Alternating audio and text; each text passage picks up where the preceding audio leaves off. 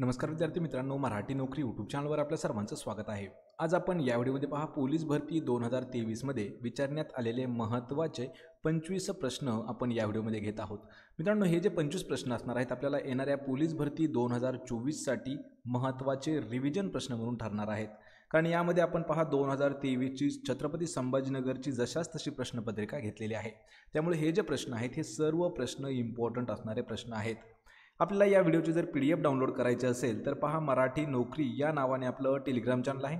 सोबतच आपला WhatsApp group देखील आहे। दोघांच्याही लिंक्स मी तुम्हाला डिस्क्रिप्शनमध्ये देत आहे। त्या ठिकाणी जाऊन आपण त्यांना जॉईन करा, म्हणजे तुम्हाला प्रत्येक व्हिडिओची PDF अगदी फ्रीमध्ये देण्यात आलेली आहे।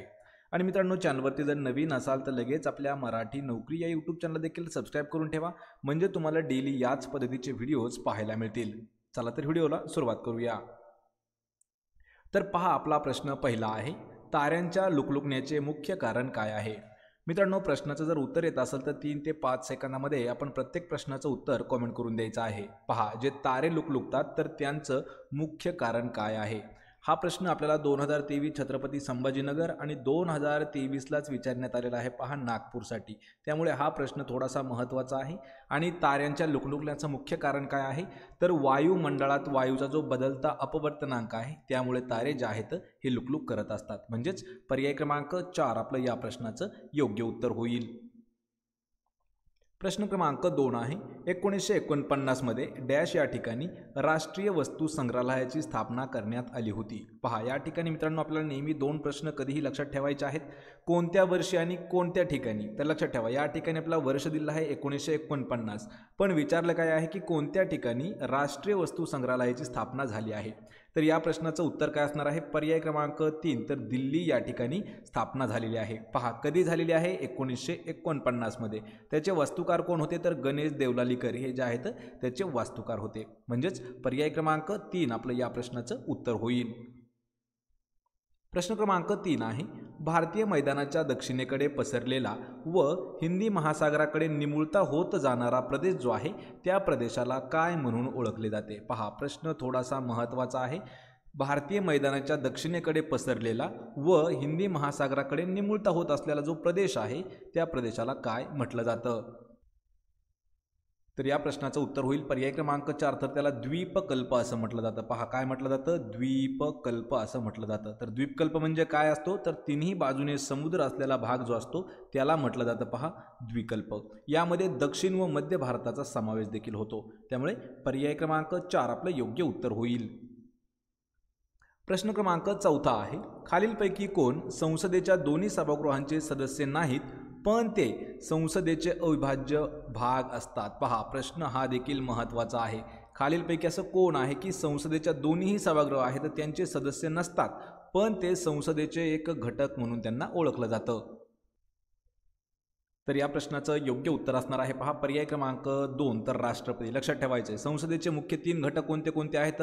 राष्ट्रपती, लोकसभा व राज्यसभापती आणि राष्ट्रपती हे जे आहेत हे संसदेचे अविभाज्य घटक असतात, परंतु ते संसदेचे सदस्य नसतात। लक्षात ठेवायचं, त्यांची निवड जी आहे विधानसभा, लोकसभा आणि राज्यसभा या सदस्यामधून होत असते।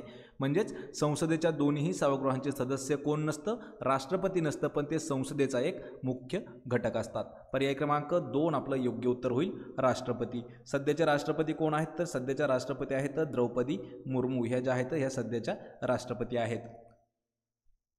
प्रश्न क्रमांक 5 आहे, नंदुरबार येथे कोणता विद्यार्थी स्वातंत्र्य आंदोलनात गोळीबारात हुतात्मा झाले होते? पहा, हा प्रश्न मित्रांनो महत्त्वाचा आहे। वर्ष आहे पहा 1942, ज्यावेळी भारत छोडो आंदोलन किंवा चले जाव आंदोलन झालं त्या ठिकाणी नंदुरबार या ठिकाणी एक विद्यार्थी होता, त्याला आपण स्वातंत्र्य सेनानी देखील म्हणू शकतो। तर त्या काळामध्ये स्वातंत्र्याच्या आंदोलनामध्ये इंग्रजांकडून गोळीबारात हुतात्मा झालेले व्यक्तिमत्व कोण होते, म्हणजेच तो विद्यार्थी कोण होता? तर या प्रश्नाचं उत्तर असणार आहे, पहा पर्याय क्रमांक 4, तर शिरीष कुमार हे जे आहेत 1942च्या स्वातंत्र्याच्या आंदोलनामध्ये शहीद झालेले किंवा हुतात्मा झालेले विद्यार्थी होते। मित्रांनो, यावरती आपल्याला पहा इयत्ता 3री जो आहे त्यावरती एक धडा देण्यात आलेला आहे, त्यामुळे हा प्रश्न थोडासा इम्पॉर्टंट आहे। पहा, लक्षात ठेवा, 1942च्या गांधींच्या ब्रिटिशाविरुद्ध भारत छोडो आंदोलनामध्ये आंदोलन करीत असताना शिरीष कुमार हे जे आहेत हे शहीद झालेले विद्यार्थी होते। पर्याय क्रमांक 4 आपलं या प्रश्नाचं उत्तर होईल। प्रश्न क्रमांक 6 आहे, पंचायत समितीच्या प्रशासकीय प्रमुख व सचिव म्हणून कोण कार्य करत असतो? या ठिकाणी पहा, दोन आपल्याला प्रश्न सोबतच आहेत. पंचायत समितीचा प्रशासकीय प्रमुख आणि सचिव म्हणून कोण कार्य करतो?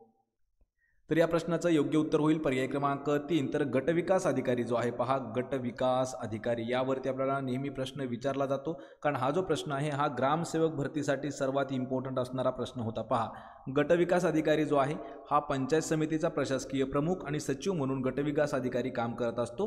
ग्रामसेवक जो आहे तो ग्रामपंचायतीचा सचिव म्हणून काम करतो आणि सभापती जे असतात ते पंचायत समितीचा प्रमुख म्हणून सभापती काम करत असतात. लक्षात ठेवायचे, समजून घ्यायचे. पंचायत समितीचा प्रशासकीय प्रमुख कोण असतो? गटविकास अधिकारी. ग्रामसेवक कोण असतो? तर ग्रामपंचायतीचा सचिव असतो. सभापती कोण असतो? तर पंचायत समितीचा प्रमुख सभापती असतो. पर्याय क्रमांक 3 आपलं या प्रश्नाचं योग्य उत्तर होईल. प्रश्न क्रमांक 7 आहे, टोमॅटोचा लाल रंग कोणत्या रंगद्रव्यामुळे प्राप्त झालेला असतो? पहा, जो टोमॅटो आहे, टोमॅटो हा कशा कलरचा असतो? तर लाल कलरचा असतो. पहा, टोमॅटो, तर तो जो लाल कलर आहे तो कोणत्या रंगद्रव्यामुळे टोमॅटोला येत असतो? तर या प्रश्नाचं उत्तर होईल पर्याय क्रमांक 2, जो लायकोपीन आहे. पहा, लायकोपीनमुळे याला लाल रंग येतो. पहा, टोमॅटोला. यामध्ये पहा, क्लोरोफिल जो आहे तो हिरव्या वनस्पतीमध्ये आढळणारा नैसर्गिक असं एक संयुग आहे. झेंथोफिल जे आहे पहा, हे वनस्पतीच्या 2 प्रकारची द्रव्य तयार करतात. त्यामध्ये 2 प्रकारची द्रव्य कोणते कोणते आपल्याला पाहायला मिळतात? लक्षात ठेवा, हरितद्रव्य पानांमध्ये आणि पानसदृश्य भागामध्ये असतात. त्याला मदत करण्यासाठी लाल रंगाचा एक्सांथोफिल वापरला जातो, म्हणजे कामाला येतो. पण लायकोपीनमुळे टोमॅटोला लाल रंग येत असतो. पर्याय क्रमांक 2 आपलं या प्रश्नाचं उत्तर होईल. प्रश्न क्रमांक 8 आहे, महात्मा गांधीजींचे वर्णन एका माणसाचे सैन्य. पहा, एका माणसाचे सैन्य म्हणजेच 1 मॅन आर्मी असं कोणी केलं होतं? महत्त्वाचा प्रश्न आहे हा देखील. महात्मा गांधी यांना 1 मॅन आर्मी जे आहे हे कोणी म्हटलं होतं, किंवा कोणता अधिकारी होता की त्यांना 1 मॅन आर्मी असं म्हटलेला होता? या प्रश्नाचं उत्तर होईल पर्याय क्रमांक 1. तर लॉर्ड माउंटबॅटन हा जो आहे पहा, यांनी महात्मा गांधीजीचं वर्णन जे आहे हे 1 मॅन आर्मी असं केलेलं होतं. लॉर्ड माउंटबॅटन यांनी. लॉर्ड माउंटबॅटन हे जे आहेत तर भारताचा शेवटचा व्हाईसरॉय होता. लक्षात ठेवा, भारताचा शेवटचा म्हणजे ज्यावेळी भारत 1947ला स्वतंत्र झाला तर त्यावेळेचा शेवटचा गव्हर्नर होता, व्हाईसरॉय होता लॉर्ड माउंटबॅटन, आणि त्यांनीच 1 मॅन आर्मी जे आहे असं महात्मा गांधींचं वर्णन केलं होतं. पर्याय क्रमांक 1 आपलं या प्रश्नाचं योग्य उत्तर होईल. प्रश्न क्रमांक 9 आहे, 22वी फिफा वर्ल्ड कप फुटबॉल स्पर्धेतील गोल्डन बूट अवॉर्डचा मानकरी कोण होता? पहा, गोल्डन बूट महत्त्वाचा प्रश्न आहे मित्रांनो. तर गोल्डन बूट कधीचा आहे? पण फिफा 22वी जो फिफा वर्ल्ड कप झाला फुटबॉलचा, तर त्या ठिकाणी त्या स्पर्धेमध्ये गोल्डन बूट अवॉर्ड हा कोणाला मिळाला? तर या प्रश्नाचं योग्य उत्तर होईल पहा पर्याय क्रमांक 4. तर लिओनेल मेस्सी यांना तो गोल्डन बूटचा अवॉर्ड मिळालेला होता 22व्या फिफा वर्ल्ड कप फुटबॉल स्पर्धेमध्ये. पर्याय क्रमांक 4 आपलं या प्रश्नाचं योग्य उत्तर होईल. लक्षात ठेवा, विजेता संघ कोणता होता? अर्जेंटिना. आणि उपविजेता कोणता संघ होता? तर फ्रान्स. आणि लिओनेल मेस्सी जे आहे तर यांना गोल्डन बूटचा मानकरी ठरवण्यात आलं होतं. पर्याय क्रमांक 4 आपलं उत्तर होईल. प्रश्न क्रमांक 10 आहे, खालीलपैकी कोण G20 राष्ट्रसमूहाचा सदस्य नाही? पहा, G20 राष्ट्रसमूहाचा सदस्य नसणारा देश कोणता आहे? तर या प्रश्नाचं अचूक उत्तर होईल पहा, पोलंड हा जो देश आहे हा G20च्या समूहामध्ये येत नाही. लक्षात ठेवा, यामध्ये एकूण किती आहेत? तर 21 देश आहेत. G20च्या समूहात सध्या 21 देश आहेत आणि नवीन जो आहे 21वा आफ्रिकीय देश ठरलेला आहे. याची जी स्थापना आहे G20ची ती 1999ला करण्यात आलेली आहे. आणि पोलंड हा जो देश आहे हा G20 राष्ट्रसमूहाचा सदस्य नाही. यामध्ये कॅनडा, जपान आणि सौदी अरेबिया आहेत, पण पोलंड हा देश नाही आहे. त्यामुळे पर्याय क्रमांक 2 आपलं उत्तर होईल. प्रश्न क्रमांक 11 आहे, खालीलपैकी कोणती गोदावरीची उपनदी नाही? पहा, ऑप्शनमध्ये जे 4 नद्या दिलेल्या आहेत तर त्यापैकी अशी एक नदी आहे की ती गोदावरी नदीची उपनदीमध्ये येत नाही. लक्षात ठेवा. आणि या प्रश्नाचं योग्य उत्तर काय असेल? तर पवना नदी ही जी आहे, पवना नदी ही गोदावरीची उपनदी नाही. यामध्ये प्राणहिता, कुंडलिका आणि प्रवरा या 3ही नद्या ज्या आहेत ह्या उपनद्या आहेत पहा गोदावरी नदीच्या. या ठिकाणी पहा, गोदावरीच्या जेवढ्या काही उपनद्या आहेत त्या मित्रांनो पाहून घ्या. प्राणहिता, कुंडलिका, प्रवरा, इंद्रावती, मंजिरा, बिंदुसरा, मांजरा आणि पवना ही जी आहे पहा, पवना ही भीमा नदीची उपनदी आहे, लक्षात ठेवा. पवना ही जी आहे ही जी आहे भीमा नदीची उपनदी आहे. आणि गोदावरीच्या प्राणहिता, कुंडलिका आणि प्रवरा. ऑप्शन क्रमांक 4 आपलं या प्रश्नाचं योग्य उत्तर होईल. प्रश्न क्रमांक 12 आहे, ईश्वर निर्मिक आहे असं कोणी म्हटलं होतं? पहा, ईश्वर निर्मिक आहे हे जे विधान आहे हे खालीलपैकी कोणत्या व्यक्तिमत्वाचं आहे?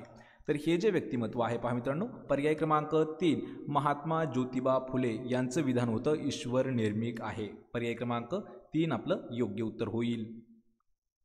प्रश्न क्रमांक 13 आहे, घाशीराम कोतवाल हे नाटक खालीलपैकी कोणी लिहिलेलं आहे? पहा, घाशीराम कोतवाल हे जे आहे मित्रांनो महत्त्वाचं आणि गाजलेलं नाटक होतं.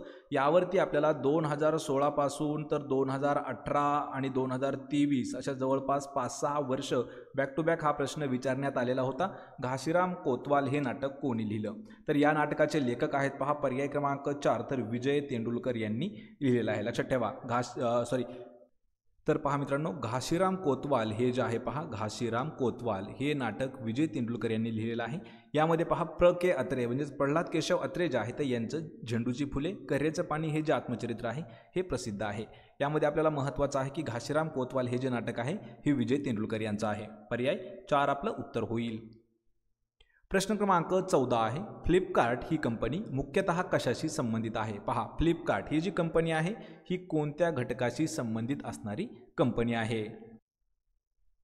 तर या प्रश्नाचं योग्य उत्तर होईल पर्याय क्रमांक 2 तर ई कॉमर्स अशा प्रकारची एक ही फ्लिपकार्ट जी आहे ही कंपनी आहे. ई कॉमर्स म्हणजे काय? तर ऑनलाईन व्यापाराशी संबंधित येते पहा फ्लिपकार्ट, म्हणून तिला ई कॉमर्स असं म्हटलं जातं. पर्याय क्रमांक 2 आपलं योग्य उत्तर होईल. प्रश्न क्रमांक 15 आहे, हैदराबाद येथील भारत बायोटेक कंपनीने तयार केलेली संपूर्ण स्वदेशी स्वरूपातील कोविड-19ची लस कोणती आहे? पहा मित्रांनो, 2022-2023 अशा दोन्ही वर्षी हा प्रश्न इम्पॉर्टंट ठरलेला प्रश्न होता. कारण हा प्रश्न आपल्याला म्हाडा भरती जी झाली 2022मध्ये त्या ठिकाणी सुद्धा विचारण्यात आलेला महत्त्वाचा प्रश्न होता. तर हैदराबाद या ठिकाणी भारत बायोटेक जी कंपनी आहे तर त्या कंपनीने संपूर्ण स्वदेशी म्हणून पहिली कोविड-19 लस जी आहे ती तयार केली होती. तर ती लस कोणती होती? तर त्या लसीचं नाव होतं पहा मित्रांनो कोवॅक्सिन. पर्याय क्रमांक 3 आपलं या प्रश्नाचं योग्य उत्तर होईल. पहा, भारत बायोटेक कंपनी कोवॅक्सिन बनवली होती. सिरमने कोविशिल्ड आणि कोरोना विषाणूशी लढणाऱ्या ह्या लसी आहेत. ऑप्शन क्रमांक 3 आपलं योग्य उत्तर होईल. प्रश्न क्रमांक 16 आहे, 2024 साली ऑलिम्पिक स्पर्धा कोणत्या ठिकाणी होणार आहे? पहा, प्रश्न हा देखील महत्त्वाचा आहे. तर 2024 या वर्षी ऑलिम्पिक स्पर्धा होणार आहे तर ते ठिकाण कोणतं आहे? या प्रश्नाचं योग्य उत्तर होईल पहा पर्याय क्रमांक 4 तर फ्रान्स या ठिकाणी होणार आहेत पहा 2024च्या ऑलिम्पिक स्पर्धा. तर फ्रान्स हे जे आहे हे पॅरिस या ठिकाणी होणार आहेत. आणि ऑलिम्पिक स्पर्धा ज्या आहेत हे दर 4 वर्षांनी आयोजित केले जातात. 21ची झाली ती टोकियो जपानमध्ये झाली होती. 21 म्हणजेच कशी तर मित्रांनो 2020मध्ये ही होणार होती, पण कोविडमुळे 2021मध्ये ती घेण्यात आली होती. त्यामुळे लक्षात ठेवायचे 2021 पासून जर 4 वर्ष मोजलं तर 25 होतात. पण 2020ची टोकियो ऑलिम्पिक 2020ची जी टोकियोला ऑलिम्पिक स्पर्धा झाली होती तर ती होती पहा 2021मध्ये घेतलेली. आणि 2028 या वर्षी होणार जी आहे ती आहे लॉस एंजिल्स अमेरिका या ठिकाणी. आणि 2024ची होणार आहे फ्रान्स पॅरिसमध्ये. पर्याय 4 आपलं योग्य उत्तर होईल. प्रश्न क्रमांक 17 आहे, राष्ट्रपती द्रौपदी मुर्मू यांनी कोणत्या राज्याच्या पहिल्या महिला राज्यपाल म्हणून काम पाहिलेले आहे? पहा, द्रौपदी मुर्मू यांच्यावरही आपल्याला हा प्रश्न विचारण्यात आलेला आहे. द्रौपदी मुर्मू सध्याच्या भारताच्या आपल्या राष्ट्रपती देखील आहेत. तर त्यांनी राष्ट्रपती होण्याच्या आधी कोणत्या राज्याच्या पहिल्या महिला राज्यपाल म्हणून आपला कार्यभार स्वीकारला होता किंवा सांभाळलेला होता? तर या प्रश्नाचं उत्तर होईल पर्याय क्रमांक 2 तर झारखंड. लक्षात ठेवायचं आहे झारखंड राज्याच्या त्या पहिल्या महिला राज्यपाल म्हणून त्यांनी कारभार पाहिलेला आहे. आणि राष्ट्रपती द्रौपदी मुर्मू ज्या आहेत ह्या ओडिसा राज्यातील आहेत. पहिल्या आदिवासी राष्ट्रपती म्हणून त्यांची ओळख आहे आणि भारताच्या 15व्या राष्ट्रपती म्हणून त्या कार्यरत आहेत. यामध्ये पहा, भारताच्या पहिल्या महिला राष्ट्रपती जर आपल्याला पाहायचं झालं तर प्रतिभा देवी सिंग पाटील ह्या ज्या आहेत ह्या पहिल्या महिला राष्ट्रपती होत्या. आणि दुसऱ्या महिला राष्ट्रपती आहेत द्रौपदी मुर्मू. पर्याय क्रमांक 1 आपलं या प्रश्नाचं योग्य उत्तर होईल. प्रश्न क्रमांक 18 आहे, सर्वोच्च न्यायालयातील न्यायाधीशांची संख्या ठरविण्याचा अधिकार खालीलपैकी कोणाला असतो? या प्रश्नाचं अचूक उत्तर होईल पर्याय क्रमांक 1. तर संसद जे आहे पहा, संसदेला अधिकार असतो सर्वोच्च न्यायालयातील न्यायाधीशांची संख्या ठरवण्याचा अधिकार कोणाला असतो? संसदेला. त्याची जी संख्या आहे संसद ठरवते. नेमणूक राष्ट्रपती करतात, शपथ राष्ट्रपती देतात, पगार व पेन्शन जे आहे ते केंद्र सरकार देत असतं. त्यामुळे पर्याय क्रमांक 1 आपलं योग्य उत्तर होईल पहा. तर न्यायाधीशांची संख्या ठरवण्याचा अधिकार जो आहे सर्वोच्च न्यायालयातील तो असतो पहा संसदेला. प्रश्न क्रमांक 19 आहे, अल्कधातूंच्या बाह्यतम कवचातील इलेक्ट्रॉनची संख्या डॅश इतकी आहे. हा जो प्रश्न आहे पहा मित्रांनो, हा विज्ञान विषयातील महत्त्वाचा प्रश्न म्हणून मानला जातो, कारण हा प्रश्न आपल्याला 2018 मध्ये सुद्धा विचारला आहे, 2023 मध्ये सुद्धा विचारला आहे. तर लक्षात ठेवा, जे काही अल्कधातू असतात तर त्यांच्या आउटर कवच जे असतं तर त्यामध्ये इलेक्ट्रॉनची संख्या जी असते ती असते पहा 1. पर्याय क्रमांक 1 आपलं या प्रश्नाचं योग्य उत्तर होईल. तर त्याच्यामध्ये 1 इलेक्ट्रॉन असतो आणि मूलद्रव्य 1 इलेक्ट्रॉन देऊन संतृप्त होतात व अष्टक त्याचं जे आहे ऑक्टल ते पूर्ण होत असतं. पर्याय 1 आपलं उत्तर होईल. प्रश्न क्रमांक 20 आहे, पोलीस शहीद स्मृती दिन हा डॅश दिवशी पाळला जातो. पहा, पोलीस शहीद स्मृती दिन हा जो आहे हा मित्रांनो 21 ऑक्टोबर या दिवशी पाळला जातो. हे जे सर्व प्रश्न आहेत हे सर्व प्रश्न आपण 2023ला विचारण्यात आलेल्या प्रश्नपत्रिकेला घेतला आहेत आणि जिल्हा आहे याचा छत्रपती संभाजीनगर. तर पहा, यामध्ये पोलीस शहीद दिवस जो आहे स्मृती दिन तो 21 ऑक्टोबर या दिवशी पाळला जातो. महाराष्ट्र पोलीस वर्धापन दिन हा 2 जानेवारीला पाळला जातो. भूदल दिवस हा 15 जानेवारीला पाळला जातो. SRPF रेझिंग डे जो आहे तो 6 मार्चला पाळला जातो. वायुदल दिवस 8 ऑक्टोबरला पाळला जातो. पोलीस स्मृती दिन हा जो आहे हा 21 ऑक्टोबरला पाळला जातो. ITPB दिवस जो आहे तो 24 ऑक्टोबरला पाळला जातो आणि BSF दिवस जो आहे तो 1 डिसेंबरला पाळला जातो. या ठिकाणी पहा मित्रांनो, जवळपास आपण 8 ते 9 प्रश्न जे आहेत त्यांचे उत्तर देखील याच ठिकाणी घेतलेले आहेत. लक्षात ठेवायचे, म्हणजे पोलीस शहीद स्मृती दिन जो आहे तो 21 ऑक्टोबर या दिवशी पाळला जातो. ऑप्शन क्रमांक 3 आपलं उत्तर होईल. प्रश्न क्रमांक 21 आहे, हितोपदेश या संस्कृत ग्रंथाचा जर्मन भाषेमध्ये अनुवाद डॅश यांनी केला होता. हा महत्त्वाचा ग्रंथ आहे पहा. हितोपदेश हा संस्कृत ग्रंथ आहे, पण या संस्कृत ग्रंथाचा जर्मनी भाषेमध्ये अनुवाद खालीलपैकी कोणी केला होता?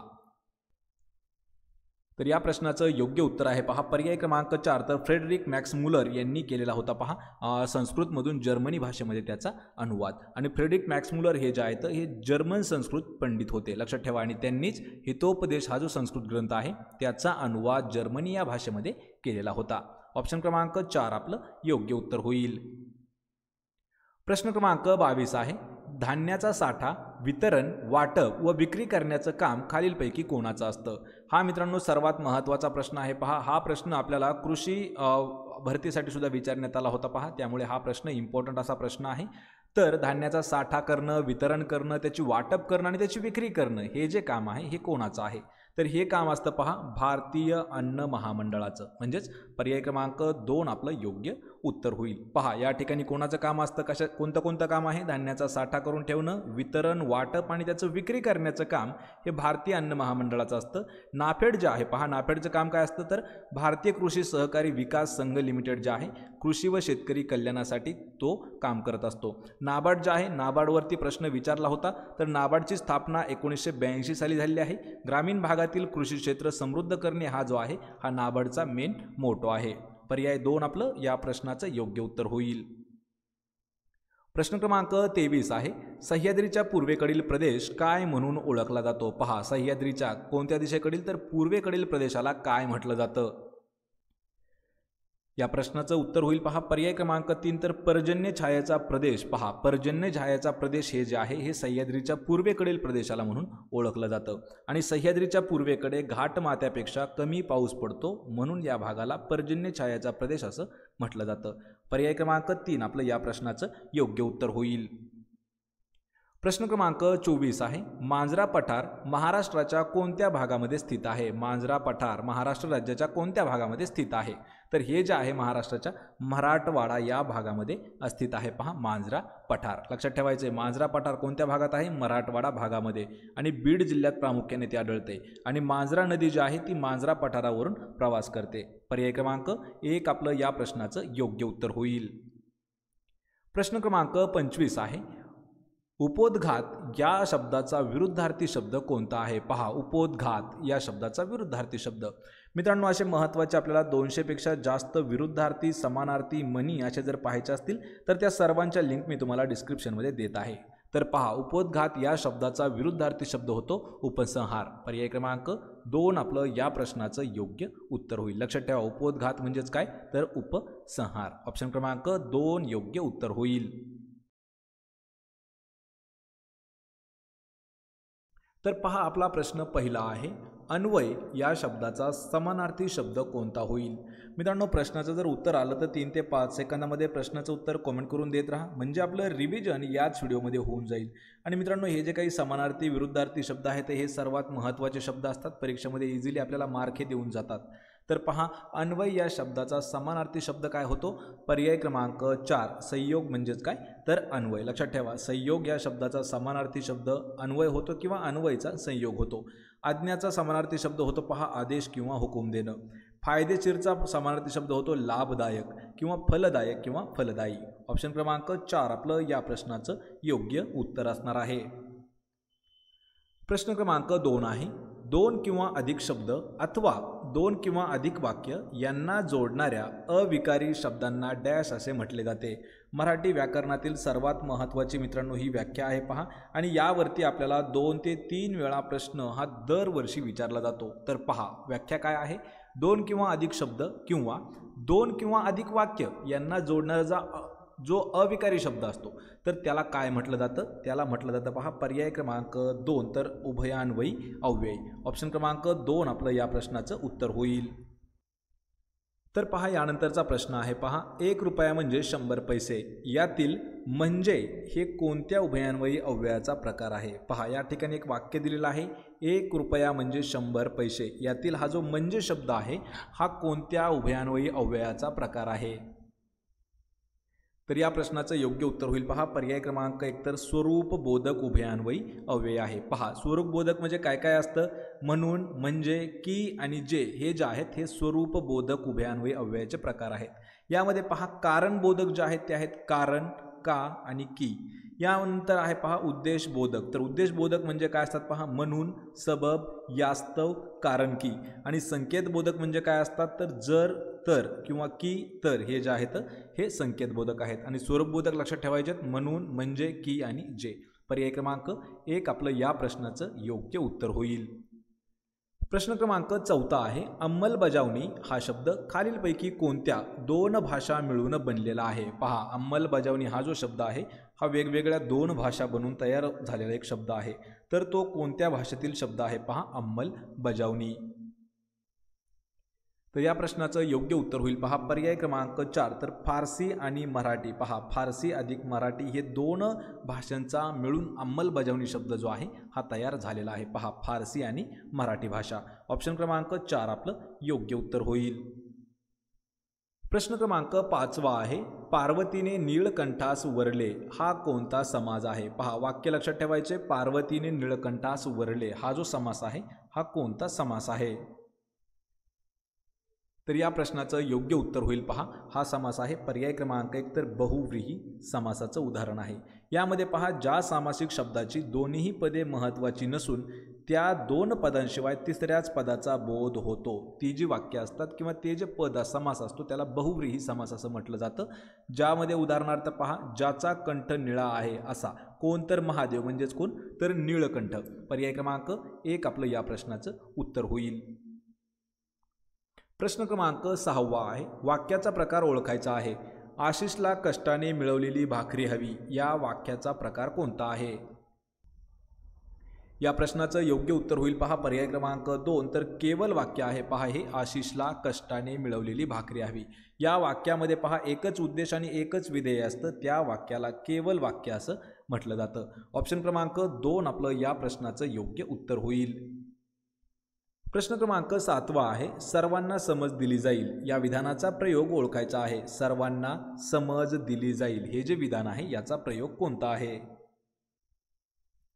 या प्रश्नाचं अचूक उत्तर होईल पर्याय क्रमांक 4 तर नवीन कर्मणी प्रयोग आहे यामध्ये. ऑप्शन क्रमांक 4 आपलं योग्य उत्तर होईल. यावरती मित्रांनो महत्त्वाच्या नोट्स आपण कमीत कमी मराठी व्याकरणावरच्या तरी लिहून घ्यायच्या आहेत. पहा, प्रश्नातील वाक्यात जरी करता जो आहे तो स्पष्ट नसला तरी ती कोणाकडून क्रिया झाली ते समजलं जातं, किंवा क्रिया केली म्हणजेच ती कोणाकडून झाली हे सर्वांना समज दिली जाईल.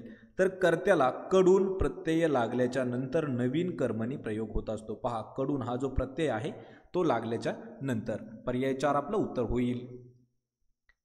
प्रश्न क्रमांक 8 आहे. पुढील काव्यपंक्तींचा अलंकार ओळखायचा आहे. देवदेवाचे मंदिर, आत आत्मा परमेश्वर हे जे आहे हे कोणत्या अलंकाराचा प्रकार आहे, किंवा या वाक्याचा अलंकार कोणता आहे?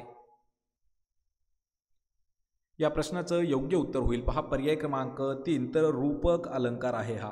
लक्षात ठेवायचे, जेव्हा उपमेय आणि उपमान यामध्ये भेद नसून दोन्हीही अगदी एकरूप आहेत असे दर्शवलं जातं त्यावेळी रूपक अलंकार जो आहे तो होत असतो. पर्याय क्रमांक 3 आपलं या प्रश्नाचं योग्य उत्तर होईल. प्रश्न क्रमांक 9 आहे. मल्लीनाथी म्हणजे काय? हा प्रश्न मित्रांनो महत्त्वाचा आहे, कारण छत्रपती संभाजीनगर 2023ला विचारला होता आणि हाच प्रश्न अमरावतीला सुद्धा विचारण्यात आलेला होता. त्यामुळे हा प्रश्न इम्पॉर्टंट आहे. मल्लीनाथी म्हणजे काय? तर मल्लीनाथी म्हणजे काय, तर एखाद्या गोष्टीवर, लक्षात ठेवा, एखाद्या गोष्टीवर केलेली खोचक टीका त्याला म्हटलं जातं पहा मल्लीनाथी. ऑप्शन क्रमांक 1 आपलं या प्रश्नाचं योग्य उत्तर होईल. लक्षात ठेवायचं आहे, मल्लीनाथी म्हणजे काय, तर एखाद्या गोष्टीवर केलेली खोचक टीका. प्रश्न क्रमांक 10 आहे. रामने पुस्तक कोठे ठेवले या वाक्यातील अधोरेखित शब्दाची विभक्ती ओळखायची आहे. पहा, या ठिकाणी रामने हा शब्द जो आहे तो अधोरेखित केलेला आहे. तर या वाक्यातील विभक्ती कोणती आहे? तर या प्रश्नाचं योग्य उत्तर होईल पहा पर्याय क्रमांक 2, तर तृतीय विभक्ती आहे. तृतीय विभक्तीमध्ये पहा प्रत्यय कोणते असतात? ने, ए, शी, नी, ही, शी, ई. म्हणजेच पहा काय आहे, रामने. ने म्हणजे काय, तर तृतीय विभक्ती. पर्याय क्रमांक 2 आपलं या प्रश्नाचं योग्य उत्तर असेल. प्रश्न क्रमांक 11 आहे. मधु लाडू खात असे हे वाक्य कोणत्या काळातील आहे? मधु लाडू खात असे हे जे वाक्य आहे हे कोणत्या काळातील वाक्य आहे? या प्रश्नाचं अचूक उत्तर होईल पर्याय क्रमांक 4, तर रीती भूतकाळातील ते वाक्य आहे. लक्षात ठेवायचं आहे, वाक्यामध्ये क्रियापद खात असे असं आहे, यावरून भूतकाळात क्रिया नियमित घडत होती असं आपल्याला दर्शवतं, म्हणजे दिसून येतं. म्हणजेच काय, तर खात असे, म्हणून हा जो काळ आहे हा रीती भूतकाळ होणार आहे. ऑप्शन क्रमांक 4 आपलं योग्य उत्तर होईल. प्रश्न क्रमांक 12 आहे. पंजाब हरियाणा मैदानी प्रदेशात लागवडीखालील क्षेत्रापैकी किती टक्के गव्हाचं क्षेत्र आहे? प्रश्न मित्रांनो हा महत्त्वाचा आहे पहा, कारण हा प्रश्न आपल्याला 2023ला विचारण्यात आला होता, 2018मध्ये सुद्धा, 2019मध्ये सुद्धा. म्हणजेच हा प्रश्न थोडासा इम्पॉर्टंट प्रश्न आहे. पंजाब हरियाणा मैदानी प्रदेशामध्ये लागवडीखालील किती टक्के क्षेत्र गव्हाचं क्षेत्र आहे? तर या प्रश्नाचं उत्तर होईल पर्याय क्रमांक 2, तर एकूण 38%. पहा 38% इतकं जे क्षेत्र आहे हे गव्हाचं क्षेत्र आहे. ऑप्शन क्रमांक 2 आपलं या प्रश्नाचं उत्तर होईल. प्रश्न क्रमांक 13 आहे. दिवस रात्र पाहुण्यांची सरबराई करून आई अगदी थकून गेली होती या वाक्यासाठी योग्य वाक्प्रचार निवडायचा आहे. पहा या ठिकाणी आपल्याला एक अर्थ दिलेला आहे किंवा वाक्य दिलेलं आहे. दिवस रात्र पाहुण्यांची सरबराई करून आई अगदी थकून गेली होती या वाक्यासाठी योग्य वाक्यप्रचार निवडायचा आहे. तर या प्रश्नाचं उत्तर होईल पर्याय क्रमांक 1, तर गलित गात्र होणे हे जे आहे हे त्याचा वाक्यप्रचार असणार आहे. आणि त्याचा अर्थ काय आहे पहा मित्रांनो, तर शब्दसमूहासाठी काय दिलेला आहे, एखाद्या वाक्यातील थकून गेली होती या वाक्यामध्ये दिलेला आहे, म्हणजेच गलित गात्र होणे. पर्याय क्रमांक 1 आपलं योग्य उत्तर होईल. प्रश्न क्रमांक 14 आहे. इबोला या रोगाचा विषाणू सर्वप्रथम कोणत्या वर्षी आढळून आला होता?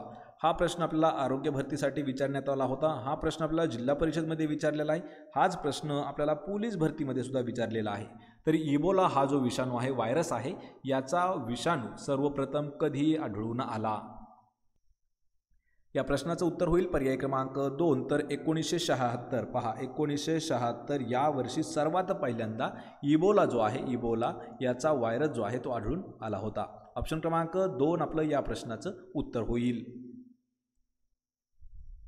प्रश्न क्रमांक 15 आहे. सत्यशोधक समाजाच्या प्रचारासाठी दीनबंधू हे साप्ताहिक खालीलपैकी कोणी चालविलं होतं? पहा दीनबंधू हे जे साप्ताहिक आहे हे कोणी चालवलं होतं? या प्रश्नाचं अचूक उत्तर होईल पर्याय क्रमांक 4 तर कृष्णराव भालेकर यांनी सत्यशोधक समाजाच्या प्रचारासाठी दीनबंधू हे जे साप्ताहिक आहे हे कृष्णराव भालेकर यांनी चालवलं होतं. ऑप्शन क्रमांक 4 आपलं योग्य उत्तर होईल.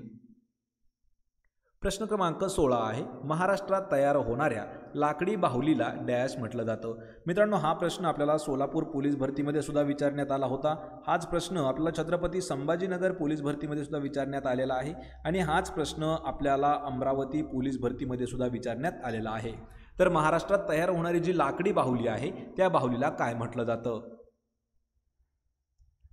तर त्या बाहुलीला पहा ऑप्शन क्रमांक 1 ठकी असं म्हटलं जातं. आणि ठकी जे आहे हे लहान मुलांचं खेळणं आहे. पहा ठकी जे की कर्नाटक राज्यामध्ये सर्वात जास्त लाकडी खेळणी बनवली जातात. लक्षात ठेवा यावरही प्रश्न विचारला जाऊ शकतो की कोणत्या राज्यामध्ये सर्वात जास्त लाकडी खेळणी बनवली जातात तर कर्नाटक हे राज्य आहे.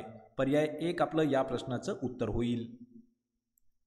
प्रश्न क्रमांक 17 आहे जा ए उठ कर बस या मूळ धातूंना डॅश असं म्हटलं जातं. याचं उत्तर होईल पहा पर्याय क्रमांक 2 तर सिद्ध धातू असं म्हटलं जातं. पहा सिद्ध धातू कोणत्या मूळ धातूंना म्हटलं जातं? जा ए उठ बस कर हे जे मूळ धातू आहेत यांना सिद्ध धातू म्हणतात. ऑप्शन क्रमांक 2 आपलं या प्रश्नाचं उत्तर होईल.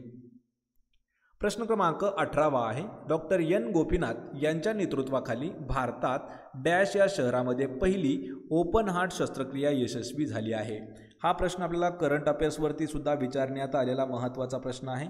तर डॉक्टर एन गोपीनाथ यांच्या नेतृत्वाखाली भारतामध्ये असं कोणतं शहर आहे की त्या शहरामध्ये पहिली ओपन हार्ट शस्त्रक्रिया यशस्वी करण्यात आली होती?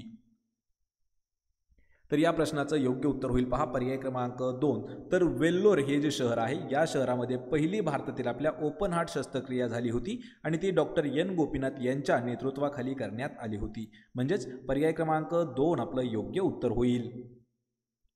प्रश्न क्रमांक 19 आहे महाबळेश्वर जवळील भिलार हे गाव डॅश म्हणून प्रसिद्ध आहे. पहा महाबळेश्वर जवळील भिलार हे जे गाव आहे हे कशासाठी प्रसिद्ध आहे? कारण मित्रांनो यावरती 2 वेळा प्रश्न आपल्याला अल्टरनेट करून विचारला होता. तर या प्रश्नाचं उत्तर होईल पहा पर्याय क्रमांक 1 तर पुस्तकांचे गाव म्हणून भिलार गाव ओळखलं जातं जे महाबळेश्वरच्या जवळ आहे.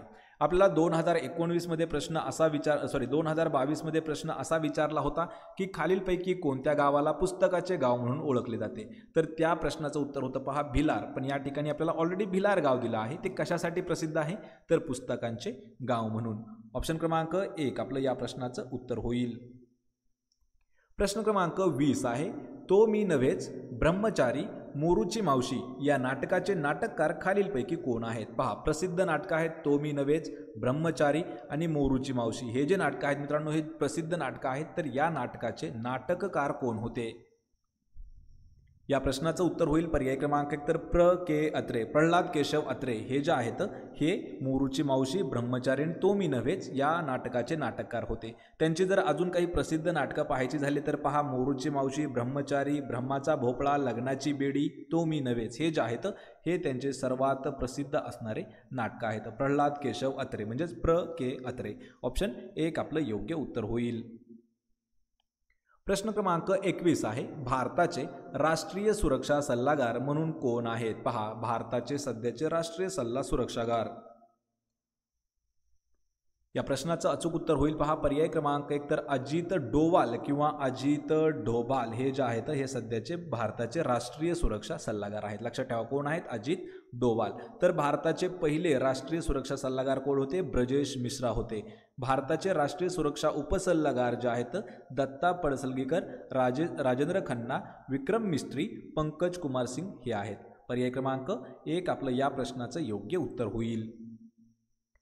प्रश्न क्रमांक 22 आहे कर्मवीर भाऊराव पाटील यांनी खालीलपैकी कोणत्या संस्थेची स्थापना केली होती? मित्रांनो हा प्रश्न सर्वात महत्त्वाचा आहे पहा कारण आपल्याला हा इतिहासामध्ये प्रश्न हमेशा विचारण्यात आलेला आहे.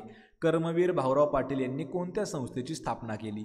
तर या प्रश्नाचं उत्तर होईल पर्याय क्रमांक 3 रयत शिक्षण संस्थेची स्थापना केली आहे. यावरती आपल्याला अल्टरनेट प्रश्न असा विचारला जातो की रयत शिक्षण संस्थेची स्थापना कोणी केली? कर्मवीर भाऊराव पाटील यांनी. कधी केली? 1919 साली केली होती. कोणत्या गावात? कराड जवळील काले हे जे गाव आहे या गावामध्ये. कर्मवीर भाऊराव पाटीलांचा जन्म 22 सप्टेंबर 1887 आहे. कुंभोज कोल्हापूर या ठिकाणी मुष्टिफंद योजना त्यांनी सुरू केली होती आणि दूधगाव विद्यार्थी आश्रम जे आहे ते 1909 साली त्यांनी सुरू केला होता. पर्याय क्रमांक 3 आपलं योग्य उत्तर असणार आहे. रयत शिक्षण संस्था जी आहे ही कर्मवीर भाऊराव पाटील यांनी स्थापली आहे. प्रश्न क्रमांक 23 आहे. वर्गीस कुरियन हे नाव खालीलपैकी कशाशी संबंधित आहे? वर्गीस कुरियन हे जे नाव आहे हे कोणत्या घटकाशी संबंधित आहे?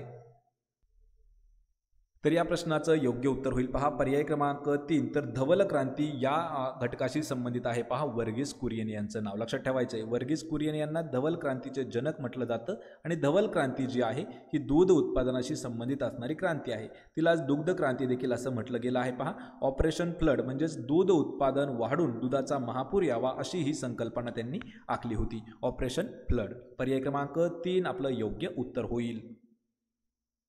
प्रश्न क्रमांक 24 आहे. कर्नाळा पक्षी अभयारण्य खालीलपैकी कोणत्या जिल्ह्यामध्ये आहे? कर्नाळा हा जो प्रश्न आहे हा आपल्याला 2 वेळा विचारण्यात आला होता पहा एकाच वर्षी. तर कर्नाळा हे जे आहे हे रायगड या जिल्ह्यामध्ये स्थित आहे अभयारण्य. एक वेळा प्रश्न विचारला होता रायगड जिल्ह्यासाठी, दुसऱ्या वेळेस प्रश्न विचारला होता छत्रपती संभाजीनगरसाठी. लक्षात ठेवा कर्नाळा पक्षी अभयारण्य रायगड या जिल्ह्यामध्ये आहे. पर्याय 3 आपलं योग्य उत्तर होईल. प्रश्न क्रमांक 25 आहे. जागतिक पर्यावरण दिवस दरवर्षी कोणत्या तारखेला साजरा केला जातो? मित्रांनो दिनविशेषवरती नेहमी आपल्याला प्रश्न विचारले जातात, त्यामुळे आपण एका वर्षाचे राष्ट्रीय दिनविशेष आणि सोबतच पहा जागतिक दिनविशेष या दोघांवरही एक व्हिडिओ घेतलेला आहे. दोघांच्याही लिंक्स मी तुम्हाला डिस्क्रिप्शनमध्ये देत आहे. तर जागतिक पर्यावरण दिवस हा जो दिवस आहे हा 5 जूनला साजरा केला जातो. पर्याय क्रमांक 3 आपलं योग्य उत्तर होईल. तर मित्रांनो हे होते महत्त्वाचे 25 प्रश्न. या 25 पैकी किती प्रश्नाचे उत्तरं देता आली हे मला कमेंट करून नक्की सांगा. व्हिडिओ जर आवडला तर व्हिडिओला आपल्या लाईक करा, मित्रांमध्ये व्हिडिओ शेअर करा आणि आपल्या मराठी नोकरी या यूट्यूब चॅनलला सबस्क्राईब करून ठेवा. प्रत्येक व्हिडिओची PDF मिळवण्यासाठी डिस्क्रिप्शनमध्ये लिंक दिलेली आहे पहा. मराठी नोकरी या टेलिग्राम चॅनलला जॉईन करा म्हणजे तुम्हाला प्रत्येक PDF त्या ठिकाणी उपलब्ध करून दिलेली आहे. मित्रांनो आपण भेटूया पुढच्या एका अशाच नवीन व्हिडिओमध्ये. तोपर्यंत जय हिंद, जय महाराष्ट्र.